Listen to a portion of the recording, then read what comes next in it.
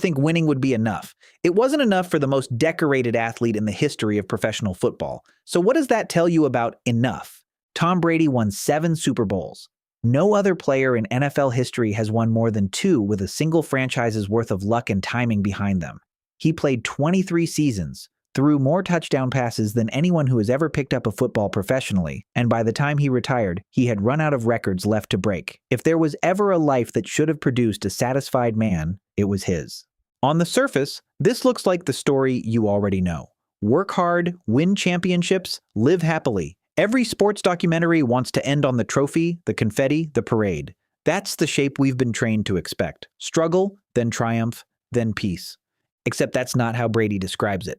In a 2005 interview with 60 Minutes, 3 Super Bowl rings already in hand. At just 27 years old, Brady was asked what was left to accomplish. His answer surprised almost everyone who heard it. He said a lot of people would look at his life and say, "This is what is. Goal reached, dream achieved."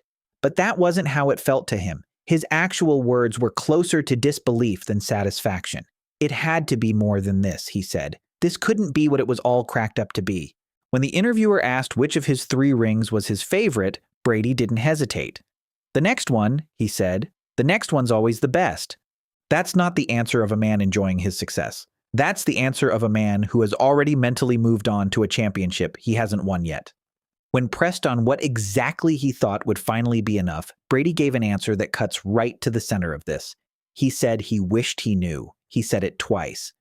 Psychologists have a name for what Brady was describing, even if he never used the clinical term for it. It's called the hedonic treadmill, the tendency for humans to return to a stable baseline of satisfaction no matter what they achieve. Win the championship, get the promotion, buy the house. The happiness spikes, and then reliably, predictably, it fades back down to wherever it started. The achievement becomes the new normal almost immediately, and the mind starts looking for the next thing to chase. For most people, this treadmill runs quietly in the background of an ordinary life. For Brady, it ran at the highest possible altitude, visible to the entire world. Camera crews documenting every step of a chase that, by his own account, never actually ended. Look at the pattern across his career. After his first Super Bowl win in 2002, at 24 years old, he didn't slow down. He got more disciplined. His diet became famously, almost monastically strict. No white sugar, no white flour, barely any nightshade vegetables, all in the name of squeezing another percentage point of performance out of a body that had already delivered a championship. This wasn't the behavior of someone coasting on success. It was the behavior of someone treating every win as data suggesting he could still do better. He wrote about this discipline himself in his 2017 book. Playing football for a living, he said, was like getting into a car crash every Sunday, a scheduled car crash over and over for 2 decades. And he was explicit about why he put himself through the recovery regimen that made him famous. He wanted to play into his mid-40s, and he knew that required a level of focus most people never sustain for a single year, let alone 20.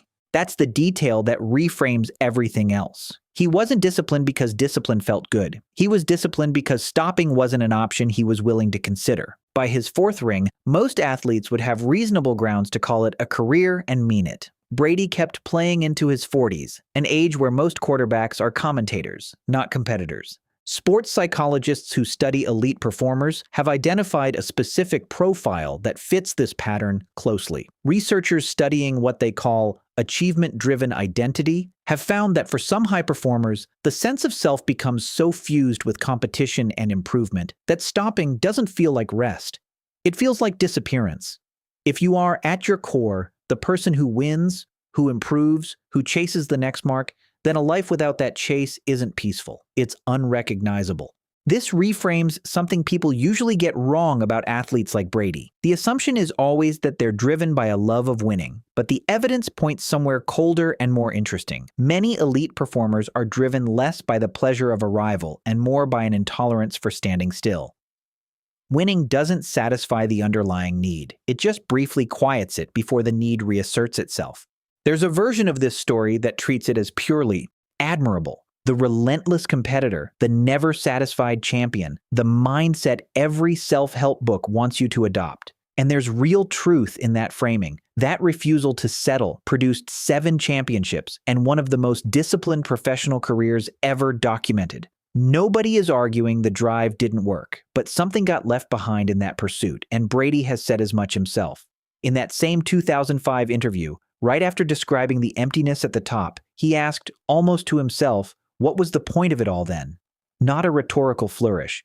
A man genuinely searching mid-sentence for an answer he clearly hadn't landed on yet, despite having already won more than anyone before him. His personal life is something Brady has touched on more carefully, often noting how much the sport demanded of the time he could give to the people closest to him.